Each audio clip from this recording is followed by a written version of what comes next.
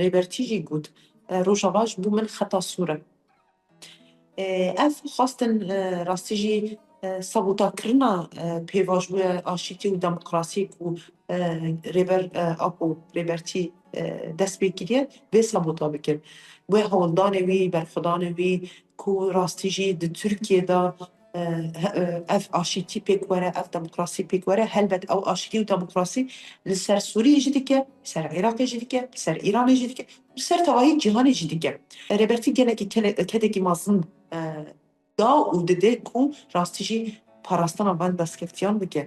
Îroj rêbertî li hember pirkirina gelê Kurd bi rojan rastî jî îro em behsê bikin bi rojan berxwe dide ku ev destkeftî were parastin şûreşa Rojava bigîne encamê. Ji bo jî em îro dibînin tekoşîn û berxwedana ku rêbertî nîşan dide ji pêvajoyê re dibe bersiv. Pêvajoyê bi rêva dibe. Li hember qirkirinê, li hember siyasetê qirkirinê, li hember komployê ku tê veşandin, bi helwestekî gelekî giranbuha, bi berxwedanekî gelekî mezin ji vê pêvajoyê re pêşengtî dike ku gelê Kurd ji qirkirinê xilas bike. Destkeftiyê gelan, destkeftiyê jinan misûger bike. Ji bo jî em viya dibêjin wek jin, em viya dibêjin ku bîr û baweriyê me bi vê fikrê heye, bi rêbertiya me heye ku her kêlî û her şert û merjê de li gel gelan bû, li gel jinan bû, bi perspektîvê xwe, bi hewildanê xwe, bi tekoşîna xwe, bi berxwedanê xwe li gel gelan bû û îro jî di vê şerê ku niha li ser Bakurê Jilatê Sûriyê û Rojava çêbûye, xewatekî gelekî mezin dameşandin, berxwedanekî gelekî mezin dameşandin ku îroj em behsê peymanê bikin.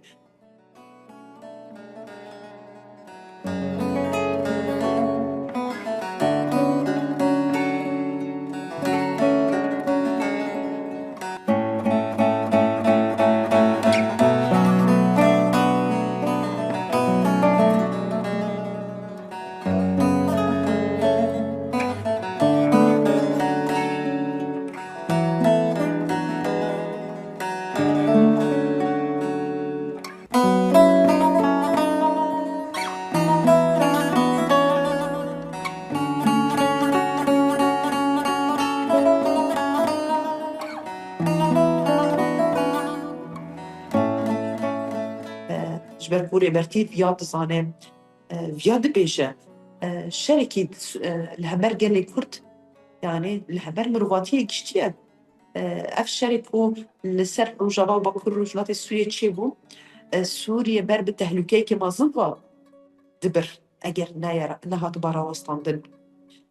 Wê hîn berfirehtir bibe ev şer. Ji bo jî em bêjin perspektîv mudaxele kirin, em bêjin nirîn dayîna rêbertî gelekî cihê ku rastî jî mirov bêje ku em xwedî fikrekî wiha ne, em xwedî zanebûnekî wiha ne, em xwedî rêbertiyekî wiha ne ku di her kêliyê de bi rolên mezin leyîstiye.